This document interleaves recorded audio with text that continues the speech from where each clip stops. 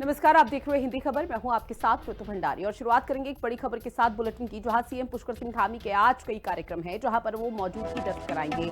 नए साल 2026 को लेकर बैठक का आयोजन किया गया है। साथ ही जो बैठक का आयोजन किया गया है उसमें सीएम पुष्कर सिंह धामी हिस्सा लेंगे। सचिवालय में 10:30 बजे यानी कि अब से कुछ ही देर बाद इस बैठक की शुरुआत होनी है। साथ ही सहभागिता ये बैठक है जहां पर उमेश अग्रवाल की 66वीं जयंती पर कार्यक्रम होगा और मातृ पितृ भक्ति दिवस कार्यक्रम में हिस्सा लेंगे। तो बड़ी खबर, अब से कुछ ही देर बाद वो तस्वीरें सामने आएंगी जो इस बैठक में सीएम पुष्कर सिंह धामी हिस्सा लेते हुए देखने को मिलेंगे। जहां सीएम पुष्कर सिंह धामी के आज कई कार्यक्रम हैं और उन कार्यक्रमों में ये बैठक बेहद महत्वपूर्ण मानी जा रही है, जहां पर सीएम पुष्कर सिंह धामी मौजूद रहेंगे और भी कई दिग्गजों की उपस्थिति यहां पर देखने को मिल पाएगी। साथ ही नए साल 2026 को लेकर, उसके आगमन को लेकर और वेलकम के दौरान किसी भी तरह की कोई यहाँ पर ऐसी लापरवाही ना दिखाई दे जिसकी वजह से कोई नकारात्मक तस्वीर प्रदेश से सामने आए, उसका कैसे ध्यान अधिकारी रख रहे हैं, इसको लेकर भी समीक्षा की जानी है। तो बड़ी खबर, मातृ पितृ भक्ति दिवस कार्यक्रम में भी हिस्सा लेंगे सीएम पुष्कर सिंह धामी, जहां पर शुभांगी मेरी सहयोगी ज्यादा जानकारी के साथ हमारे साथ जुड़ी हुई है। शुभांगी, सीएम पुष्कर सिंह धामी के आज जो स्केड्यूल है वो काफी व्यस्तता भरे है, कौन कौन से ऐसे महत्वपूर्ण कार्यक्रम जहां पर वो देखने को मिलेंगे?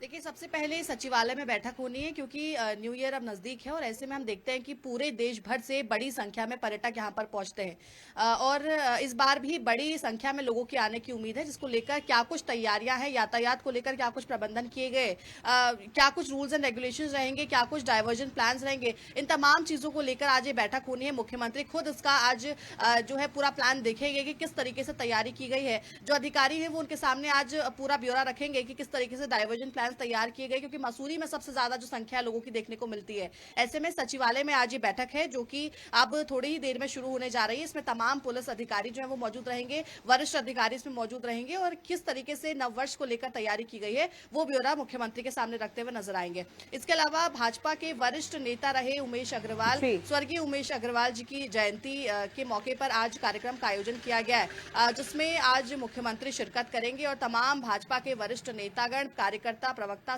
हर कोई इसमें आज मौजूद रहेगा और इस दिन को खास बनाने के लिए पूरी तैयारी जो है वो की गई है। तो कुल मिलाकर आज ये दो महत्वपूर्ण कार्यक्रम हैं जिनमें आज मुख्यमंत्री शिरकत करने जा रहे हैं। ऐसे में चूंकि देखिए नए साल को लेकर अधिकारियों के साथ बातचीत जो होगी, समीक्षा होगी, निश्चित तौर पर बेहद जरूरी भी हो जाता है और महत्वपूर्ण कदम है। तो क्या किसी तरह की विशेष गाइडलाइन जारी की जा सकती है? बिल्कुल, देखिए, क्योंकि मुख्यमंत्री जब इसका फीडबैक लेंगे कि आखिर क्या कुछ प्लान्स अभी तक तैयार किए गए, अगर कोई कमी पेशी नजर आती है या अगर किसी चीज की जरूरत होती है जो कि अभी नववर्ष से पहले करने की जरूरत है, तो ऐसे में कोई गाइडलाइन जो है वो भी जारी हो सकती है। क्योंकि किस तरीके से होटल्स खुले रहेंगे, क्योंकि यहाँ पर जब बड़ी संख्या में लोग आते हैं तो हम देखते हैं कि 24 घंटे होटल्स खोलने की बात जो है वो कही जाती है हर वर्ष। ऐसे में किस तरीके से रूल्स एंड रेगुलेशन होंगे, कोई नशे में गाड़ी ना चलाए, कोई हुड़दंग ना मचाए, कोई किसी भी तरीके के कानून का उल्लंघन ना करे, इन तमाम चीजों को लेकर गाइडलाइंस जो है वो जारी हो सकती है। ठीक है शुभांगी, आप बने रहिएगा हमारे साथ, आगे और भी खबरें जिन पर अपडेट लेंगे। अब बात करेंगे अगली खबर की, जहां मुख्यमंत्री पुष्कर सिंह धामी के नेतृत्व में संचालित जन जन की सरकार, जन जन के द्वारा अभियान उत्तराखंड में सुशासन और जनसेवा का प्रभावी मॉडल बनकर उभर रहा है। आपको बता दें कि राज्य के 13 जनपदों में लगाए गए 144 कैंपों के माध्यम से अब तक 83,852 से ज्यादा नागरिकों को सीधे लाभ पहुंचाया गया है। इस अभियान को लेकर बीजेपी के प्रदेश उपाध्यक्ष ज्योति प्रसाद गैरोला ने कहा है कि इसका मुख्य उद्देश्य प्रशासन को गांव गांव तक सुविधा पहुंचाना है। कैंपों के माध्यम से गरीब, वंचित और जरूरतमंद लोगों और व्यक्तिगत और सामुदायिक समस्याओं का त्वरित समाधान किया जा रहा है। जन जन की सरकार का विशुद्ध रूप से उद्देश्य प्रशासन को गांव के लोगों के बीच में ले जाने का है। प्रशासन गांव में जा रहा है, वहां पर हमारे गरीब, हमारे वंचित, हमारे सभी प्रकार के लोगों को जो भी उनकी अपनी व्यक्तिगत समस्याएं हैं, उनके सामुदायिक विषय हैं, उन सारे विषयों का अध्ययन हो रहा है, उन सारे विषयों का निराकरण हो रहा है।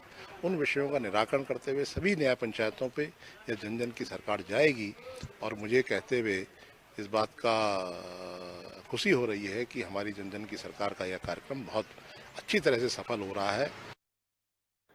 उत्तराखंड के अल्मोड़ा में भीषण सड़क हादसा। बड़ी खबर, खाई में गिरी यात्री बस, जहां 6 लोगों की मौके पर ही मौत बताई जा रही है और जबकि कई लोग गंभीर रूप से घायल हैं। बस में सवार 18 लोग थे, जहां पर एसडीआरएफ और स्थानीय लोग रेस्क्यू ऑपरेशन में इस वक्त जुटे हुए हैं। तस्वीरें आपकी टीवी स्क्रीन पर, जहां खाई में एक बस गिरी है। ये यात्री बस बताई जा रही है, जिसमें तकरीबन 18 से ज्यादा लोग सवार थे, जिसमें 6 लोगों की इस बड़े हादसे में मौत हो गई है, जबकि कई लोग घायल बताए जा रहे हैं। साथ ही सूचना मिलते ही एसडीआरएफ और स्थानीय लोग मौके पर पहुंचे, जो रेस्क्यू में इस वक्त जुटे हुए हैं और ज्यादा कोई बड़ी जनहानि ना हो, इसका भी ध्यान रखा जा रहा है।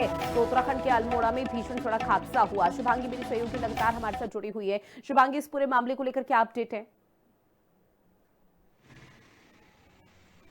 देखिए, अल्मोड़ा के भिकियासैंण से रामनगर की तरफ ये यात्री बस जो है वो जा रही थी और अचानक अनियंत्रित होकर ये खाई में गिर जाती है। इसमें बताया जा रहा है कि 17 से 18 जो लोग हैं वो सवार थे। इनमें से 6 से 7 लोगों की मौत की सूचना अभी फिलहाल जो है सामने आई है। ऐसे में वहां पर पुलिस प्रशासन, एसडीआरएफ की टीम को जब सूचना मिली तो तत्काल वो वहां पर पहुंची और रेस्क्यू ऑपरेशन वहां पर चलाया जा रहा है। जो लोग घायल है उनको वहां पर भिकियासैंण का जो सरकारी अस्पताल है वहां पर पहुंचाया गया है। कोशिश की जा रही है कि जल्दी से जल्दी उनको उपचार मिल सके ताकि उनकी जान बच जाए। ऐसे में कहीं ना कहीं अभी ये पता नहीं लग पाया है कि क्या कारण था कि वो बस अचानक अनियंत्रित होकर नीचे गिरी। क्या कोई टेक्निकल फॉल्ट था या कोई सामने कोई गाड़ी आई या कोई वस्तु आया जिसकी वजह से वो गाड़ी अनियंत्रित हुई। लेकिन अभी फिलहाल प्राथमिकता यही है कि जल्दी से जल्दी उन लोगों का उपचार हो पाए। कई लोगों की मौत की खबर भी सामने आई है। ऐसे में जो पुलिस प्रशासन है वो वहां पर मौके पर मौजूद है और वहां पर रेस्क्यू ऑपरेशन फिलहाल चलाया जा रहा है। अब बिल्कुल देखिए, लगातार हम तस्वीरें भी देख रहे हैं जिसमें अभी तक 18 लोग, जो जानकारी सामने है उसमें यही कि 18 लोग बस में सवार थे, लेकिन कई लोग घायल हुए हैं। जो लोग घायल हैं उनको आनन फानन में अस्पताल में तो शिफ्ट करा दिया गया है, लेकिन क्या किसी की गंभीर स्थिति? देखिए, अभी कई सारे लोगों की गंभीर स्थिति बनी हुई है, क्योंकि जैसे मैंने कहा कि 6 से 7 लोगों की मौके पर ही मौत होने की सूचना सामने आ रही है। ऐसे में क्योंकि बहुत ऊंचाई से वो बस नीचे खाई में गिरी है, तो लोग जो है वो काफी घायल हुए हैं, गंभीर हालत में भी हैं, जिनको अभी सरकारी अस्पताल में वहां भर्ती कराया गया है। उनका उपचार चल रहा है। ऐसे में जल्दी से जल्दी वो स्वस्थ हो, इसी की सभी कामना कर रहे हैं। लेकिन फिलहाल यही प्राथमिकता है कि जल्दी से वहां पर रेस्क्यू ऑपरेशन जो चलाया गया है उसको जल्दी अस्पताल में पहुंचाया जाए। जो लोग मृत हैं उनके घर वालों को सूचना दी जा रही है और पुलिस प्रशासन वहां पर मौजूद है और उसकी जांच भी अब होगी कि क्या कुछ कारण था कि बस अचानक अनियंत्रित होकर खाई में गिरी। ठीक है शुभांगी, जानकारी साझा की उसके लिए बहुत शुक्रिया। अब बात करेंगे अंकिता भंडारी हत्याकांड से जुड़ी हुई बड़ी खबर की, जहां पर प्रदेश में अंकिता भंडारी हत्याकांड को लेकर सियासत एक बार फिर से तेज हो चुकी है। सोशल मीडिया पर चल रही चर्चाओं के बीच अब ये मामला राजनीतिक आरोप प्रत्यारोप तक पहुंच चुका है। चक्राता से कांग्रेस के विधायक और वरिष्ठ नेता प्रीतम सिंह ने बीजेपी पर जमकर निशाना साधा और कहा कि बीजेपी नेताओं पर लगे आरोपों को जाति से जोड़ना उनकी सोच को दर्शाता है। उन्होंने ये भी कहा कि आरोप लगाने वाली महिला भी अनुसूचित जाति से ही आती है, लेकिन सवाल जाति का नहीं बल्कि आरोपी का है। जो आरोप इस हत्याकांड में एक महिला द्वारा लगाए गए हैं वो कौन सी जाति की? वो भी तो अनुसूचित जाति की है ना। प्रश्न ये नहीं है कौन किस जाति का है, प्रश्न ये है जो घटना घटित हुई है, जो हत्याकांड हुआ है, उसमें भाजपा के एक बड़े नेता का नाम सामने आया है। तो क्या अगर कोई अनुसूचित जाति का व्यक्ति किसी हत्याकांड में सम्मिलित हो जाए तो सरकार ये कह के कि कांग्रेस जो है अनुसूचित जाति के विरोध में है, तो ये सरकार की सोच, महेंद्र भट्ट की सोच और कार्य करने की क्षमता को दिखाता है। वहीं अंकिता भंडारी हत्याकांड में वीआईपी के जिक्र को लेकर एक बार फिर से सियासी माहौल बहुत गर्म हो चुका है। अब इस बार आरोप बीजेपी के प्रदेश प्रभारी दुष्यंत गौतम पर लगाए जा रहे हैं। आरोपों के बाद दुष्यंत गौतम ने गृह सचिव को एक पत्र लिखा है, जहां कुछ मीडिया और सोशल मीडिया प्लेटफॉर्म पर कार्रवाई की मांग की गई है। अब इस पूरे मामले को लेकर उत्तराखंड क्रांति दल ने नाराजगी देखने को मिल रही है, जहां यूकेडी के वरिष्ठ नेता शांति प्रसाद भट्ट ने कहा है कि दुष्यंत गौतम को कार्रवाई की मांग करने के बजाय स्वयं आगे आकर सीबीआई जांच की मांग करनी चाहिए थी। उन्होंने आरोप लगाया है कि सत्ता की हनक दिखाने की कोशिश राज्य की जनता बर्दाश्त नहीं करेगी।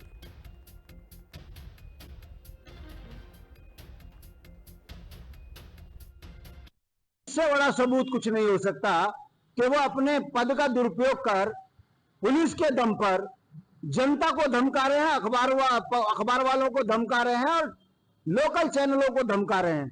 इससे साफ पता चलता है कि यदि वो ईमानदार हैं तो उनको प्रेस कॉन्फ्रेंस करके यह कहना चाहिए था कि मेरी स्वच्छ छवि पर दाग लगा है, मैं सरकार से मांग करता हूं कि इसमें सीबीआई जांच हो, मेरी भी ईमानदारी से जांच हो, अगर मैं दोषी हूं तो मेरे पे सुसंगत धाराओं पर मुकदमा किया जाए और मुझे फांसी दी जाए। अगर इस तरीके का बयान वो देते तो हमें लगता कि भाजपा ईमानदार है।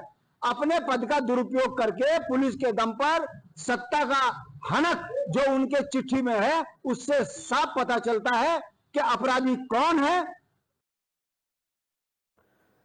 वहीं उत्तराखंड में अंकिता भंडारी हत्याकांड बीजेपी के गले की फांस बना हुआ है। जहां विपक्षी कांग्रेस के नेता एक तरफ बीजेपी पर लगातार हमलावर हैं, तो वहीं दूसरी तरफ बीजेपी नेता भी एक के बाद एक करके विरोध लगातार किया जा रहा है। अब पूर्व बीकेटीसी अध्यक्ष अजेंद्र अजय की पोस्ट ने अब बीजेपी को असहज कर दिया है। दरअसल अजेंद्र अजय ने सोशल मीडिया प्लेटफॉर्म पर पोस्ट कर कहा है कि अंकिता भंडारी मामले पर आम जनमानस के मन में कोई आशंका ना रहे, इसके लिए अगर सीबीआई जांच होनी चाहिए तो फिर उसके लिए सबको आगे आना पड़ेगा। कांग्रेस को अब बैठे बिठाए मुद्दा मिल चुका है, जहां पार्टी अब सड़कों पर उतरी हुई है।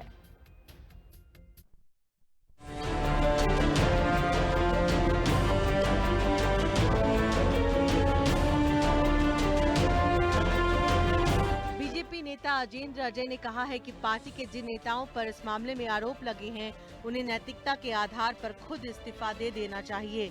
अजेंद्र अजय के बयान के बाद से उत्तराखंड बीजेपी बैकफुट पर है। पहले भी त्रिवेंद्र रावत सवाल उठा चुके हैं। नहीं, कार्यकर्ता ने अपनी बात कही है। अब कार्यकर्ता की बात का पार्टी का नेतृत्व तो अपनी तरह से संज्ञान लेगा और पार्टी उसका संज्ञान ले भी रही है। अजेंद्र अजय की पोस्ट को लेकर कांग्रेस ने बीजेपी से पूछा है कि त्रिवेंद्र रावत के बाद अब अजेंद्र अजय के भी सीबीआई जांच का समर्थन करने के बाद जांच कराई जाएगी या बीजेपी अभी जनता के सड़कों पर उतरने का इंतजार कर रही है। अंकिता भंडारी मामले में कांग्रेस ने आंदोलन तेज कर दिया है। सोमवार को उत्तराखंड के पूर्व मुख्यमंत्री हरीश रावत ने अपने कार्यकर्ताओं के साथ कैंप कार्यालय पर विरोध प्रदर्शन कर धरना दिया। हरीश रावत ने कहा कि अंकिता भंडारी ने उत्तराखंड के गौरव और अस्मिता के लिए अपने प्राणों की आहुति दी। उन्होंने कहा कि अब तक की जांच में वीआईपी के नाम और उसकी जांच को दूर रखा गया है। कांग्रेस इस मामले को लेकर ब्लॉक स्तर से लेकर प्रांत स्तर तक विरोध प्रदर्शन करती रहेगी। अंकिता ने हमारे उत्तराखंड के सत्व, हमारी मर्यादा, हमारे गौरव, हमारे सम्मान की रक्षा के लिए प्राण दिए। वो आजीविका कमाने आई थी, लेकिन मालिक उसको जो है दबाव डाल रहा था कि तथाकथित एक दो जो भी वीआईपी थे उनको विशेष सेवा देने के लिए उसने अपने दोस्त से कहा कि ऐसा मुझसे कहा जा रहा है, मैं यहाँ के रंग ठीक नहीं देख रही हूँ और जो है मुझे खतरा महसूस हो रहा है, और उसके बाद उसकी हत्या हो जाती है। तब भी लोगों ने कहा था कि वो वीआईपी कौन है सामने लाइए, लेकिन इन्होंने उसको जांच से बाहर रखा और कुछ दोषियों को सजा हो गई, लेकिन वो वीआईपी सामने नहीं आया। लेकिन आज जो भाजपा के अंदर से कुछ बातें छन करके आई हैं, जो लोगों में चर्चा में है, उसके बाद अब उस वीआईपी की जांच आवश्यक हो गई है। उस जांच के लिए हम चाहते हैं कि हाईकोर्ट जो है की देखरेख में सीबीआई जांच करे। क्यों घबरा रही है सरकार सीबीआई जांच से? आपने अजेंद्र अजय जी का जिक्र किया और उन्होंने जो है वाजिब बात कही है कि भाई जिन पर आरोप हैं सबसे पहले वो त्यागपत्र देने का काम करें और सीबीआई जांच होनी चाहिए। क्यों सरकार सीबीआई जांच नहीं कर रही है, ये सरकार पर प्रश्न चिन्ह खड़ा करने का काम करती है और इस पर कोई राजनीति नहीं कर रहे हैं, बल्कि जब स्थितियां स्पष्ट होती जा रही है तो सरकार पर दबाव तो बनाया जाएगा, चाहे कांग्रेस हो चाहे और लोग हो। वो लगातार इस बात की मांग कर रहे हैं कि सीबीआई जांच होनी चाहिए। सरकार क्यों कतरा रही है? कहीं दाल में कुछ काला तो है। उन्होंने कहा कि कांग्रेस जल्दी राज्य स्तरीय एक बड़ी रैली भी करने जा रही है। शुभांगी भट्ट के साथ दीपिका भंडारी, देहरादून, हिंदी खबर। अब बात करेंगे अगली खबर की, जहां पर प्रदेश सरकार के निर्देश पर टिहरी जनपद के चंबा विकास खंड में माल्टा महोत्सव का आयोजन हुआ। आपको बता दें कि महोत्सव में विभिन्न विभागों द्वारा स्टॉल लगाए गए, जिनका निरीक्षण जिलाधिकारी टिहरी नितिका खंडेलवाल ने किया है। कार्यक्रम में ग्रामीण क्षेत्रों से बड़ी संख्या में किसान और महिलाएं शामिल हुई। जिलाधिकारी ने कहा कि माल्टा महोत्सव का आयोजन हर साल किया जाएगा ताकि किसानों को प्रोत्साहन मिल सके। विकासखंड प्रमुख सुमन सजवान ने बताया कि किसानों को बेहतर बीज उपलब्ध कराए जाएंगे, जिससे माल्टा की खेती को बढ़ावा मिल सके। वहीं बीज बचाओ आंदोलन के सूत्रधार विजय जरदारी ने कहा है कि माल्टा के अच्छे उत्पादन के साथ साथ उसके उचित दामों पर भी सरकार को ध्यान देना चाहिए ताकि किसानों को सही लाभ मिल सके। माननीय मुख्यमंत्री जी के निर्देशन में ये माल्टा महोत्सव जो है वो टिहरी जनपद में फर्स्ट टाइम हो रहा है। और माल्टा की वैरायटी जैसे हम देखते हैं कि बहुत इजीली ग्रोन है, प्रोडक्शन बहुत एम्पल है, लेकिन हम इसके बेनिफिट्स जो हैं वो बहुत ज़्यादा पर्कुलेट अभी नहीं कर पा रहे हैं। तो माल्टा महोत्सव के माध्यम से मैं लोगों को इसके बेनिफिट ही पर्कुलेट करना चाह रही हूँ कि माल्टा जो है वो ईजी ग्रोइंग है। और उसका जिस तरीके से हम देखते हैं कि जैसे हम जानते हैं कि विटामिन सी या सिट्रस फ्रूट्स की एक अलग अपनी एक इंपॉर्टेंस होती है हेल्थ के पॉइंट ऑफ व्यू से, तो लोग ज़्यादा से ज़्यादा इसका अधिक सेवन करें। और अब इसके प्रोसेसिंग पे भी लोग बढ़ चुके हैं। तो यहाँ पे हमने देखा कि महिलाओं ने प्रोसेसिंग करी है, अलग अलग फार्मर्स ने प्रोसेसिंग करी है, उसके स्क्वैश बनाए हैं, उसको अब स्टोर करके प्रिजर्व करके आने वाले टूरिस्ट सीजन में उसको जूसेस के फॉर्म में दिया जाएगा। तो ये भी एक फार्मर्स की जो हम कहते हैं ना कि उनकी इनकम में जो ऑगमेंटेशन होगा उसमें बहुत हेल्प करेगा। वहीं उत्तराखंड सरकार ने पुलिस विभाग में एक बड़ा प्रशासनिक फैसला लेते हुए भारतीय पुलिस सेवा के 9 वरिष्ठ अधिकारियों को पदोन्नति देने का निर्णय लिया है। मुख्य सचिव की अध्यक्षता में हुई विभागीय पदोन्नति समिति की बैठक में इस पर मुहर लगी है। इस पदोन्नति में सबसे प्रमुख नाम अभिनव कुमार का है, जिन्हें पुलिस महानिदेशक यानी कि डीजीपी रैंक प्रदान की गई।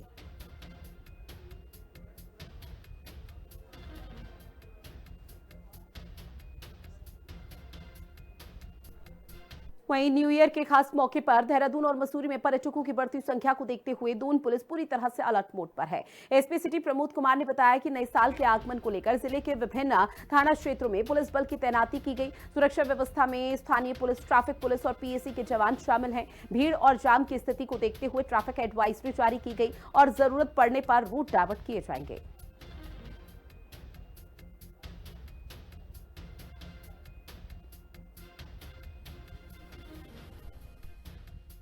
देखिए, नववर्ष के आगमन के दृष्टिगत हमारे द्वारा विभिन्न थाना क्षेत्रों में जो है अलग अलग पॉइंट्स पर पर्याप्त मात्रा में ड्यूटी लगाई गई है। इसमें पीएसी की ड्यूटी भी शामिल है, साथ ही साथ ट्रैफिक के कर्मचारी और जो हमारे थाने की लोकल पुलिस है उनको भी लगाया गया है। मकसद यही है कि जो भीड़ भाड़ वाले एरिया हैं और जहाँ ये ट्रैफिक का प्रेशर रहता है तो वहाँ पर ट्रैफिक के प्रेशर को ईज़ करने के लिए पर्याप्त मात्रा में बैरियर लगाए गए हैं। ट्रैफिक पुलिसकर्मियों की भी ड्यूटी लगाई गई हैं और साथ ही साथ जो ट्रैफिक एडवाइजरी है वो भी पहले ही हमारे द्वारा जारी की जा चुकी है। जो भी अगर किसी भी पॉइंट पर ट्रैफिक का प्रेशर होगा तो जो डाइवर्जन के हमारे बिंदु हैं, डाइवर्जन के जो रूट्स हैं, इनफैक्ट गूगल मैप पे भी वो भी हमारे द्वारा अपडेट कर दिया गया है। डाइवर्जन के रूट्स भी तैयार कर लिए गए हैं। वहीं नए साल के स्वागत को लेकर उत्तराखंड पूरी तरह से तैयार है। जहां किसी भी तरह की अव्यवस्था ना हो, इसके लिए जिला प्रशासन ने विशेष तैयारियां की हैं। वहीं डीएम देहरादून सविन बंसल ने बताया कि पर्यटक और आम जनमानस की आवाजाही सुचारू रखने के लिए विस्तृत ट्रैफिक और सुरक्षा प्लान तैयार किया गया है। साथ ही कई जो मुख्य मार्ग हैं वहां भी वन वे किया गया है ताकि जाम की स्थिति न बन पाए। इसके साथ ही मसूरी जैसे पहाड़ी पर्यटन स्थलों पर भी केयरिंग कैपेसिटी का भी विशेष ध्यान रखने के निर्देश दिए गए। जिला प्रशासन का उद्देश्य है कि नया साल सुरक्षित हो और व्यवस्थित माहौल में मनाया जा सके। हमारा उद्देश्य ये रहेगा कि जहाँ पर वन वे हो सकता है वहाँ पर वन वे किया जाए और जो हमारा ऊपर हिल स्टेशन हैं, चाहे मसूरी है या यहीं से लोग धनौल्टी भी जाते हैं या कुछ अन्य स्थान भी हैं, चक्राता भी है, तो वहाँ पर जो उनकी कैरिंग कैपेसिटी है, जितने होटल्स में हमारे रूम्स हैं, जितनी पार्किंग है, उसके अनुसार एक ब्रॉड आंकलन करते हुए ट्रैफिक को यहाँ से रवाना किया जाए और एक एडवाइजरीज हम टाइम टू टाइम जारी करते रहें, जिससे लोगों को इन एडवांस ये जानकारी उपलब्ध रहती रहे और वो अपनी प्लानिंग उस हिसाब से करें। बात करेंगे अब ऋषिकेश की, जहां गुमानीवाला क्षेत्र में महिला रेंजर और वन विभाग की टीम के साथ हिंसक घटना घटित हुई है। दरअसल कोर्ट के आदेश पर वन भूमि का सर्वे करने गई टीम पर कुछ लोगों ने धक्का मुक्की कर दी, गाली गलौज किया और इसके साथ ही महिला रेंजर के साथ छेड़खानी भी की है। आरोपियों ने वर्दी पर हाथ डालने की कोशिश की। अब इस पूरे मामले पर पीड़ित रेंजर की तहरीर पर पुलिस ने अज्ञात आरोपियों के खिलाफ संगीन धाराओं के तहत मुकदमा दर्ज किया है। साथ ही पुलिस घटनास्थल के आसपास और मोबाइल वीडियो की जांच कर आरोपियों की पहचान करने में जुटी है। वन विभाग और स्थानीय प्रशासन ने इस घटना को गंभीर चिंता बताया।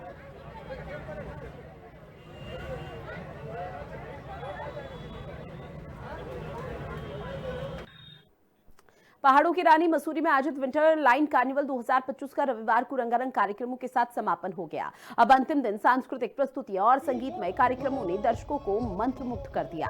समापन अवसर पर कैबिनेट मंत्री गणेश जोशी और नगर पालिका अध्यक्ष मीरा सकलानी उपस्थित रहे, जहां पर प्रसिद्ध हिमानाद बैंड और इसके साथ ही गायक निखिल डिसूजा की प्रस्तुति ने दर्शकों को देर रात तक झूमने पर मजबूर कर दिया।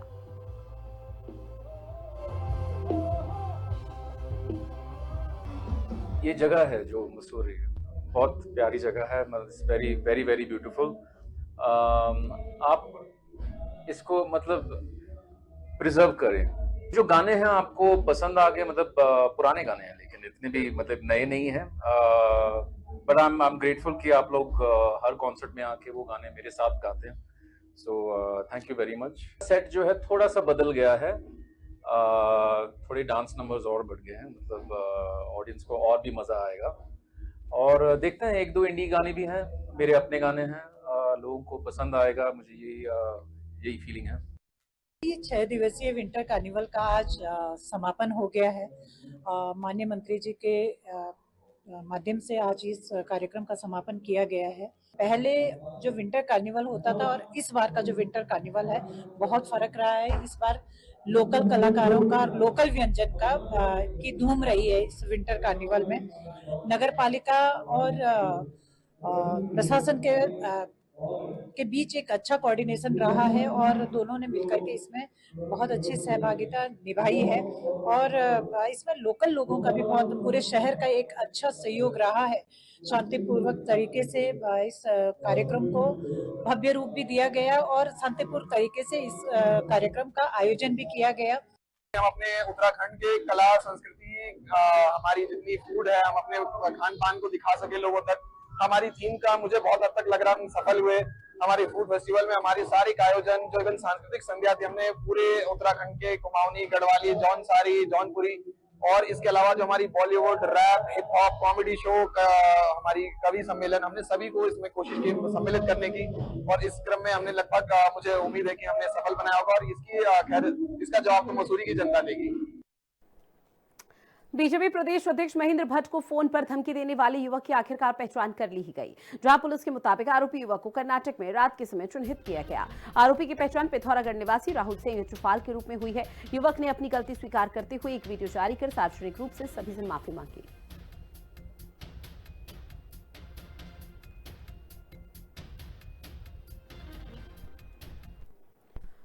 बात अगली खबर की करेंगे, जहां पर उत्तराखंड में नए साल का स्वागत इस बार बारिश और बर्फबारी के साथ होने की संभावना है। लंबे समय से जारी शुष्क मौसम के बाद मैदानी इलाकों में घना कोहरा और शीतलहर बना हुआ है, जिससे तापमान में लगातार गिरावट देखने को मिल रही है। साथ ही मौसम विभाग के मुताबिक मंगलवार से उत्तरकाशी, चमोली, रुद्रप्रयाग और पिथौरागढ़ के ऊंचाई वाले क्षेत्रों में बारिश और बर्फबारी के आसार हैं।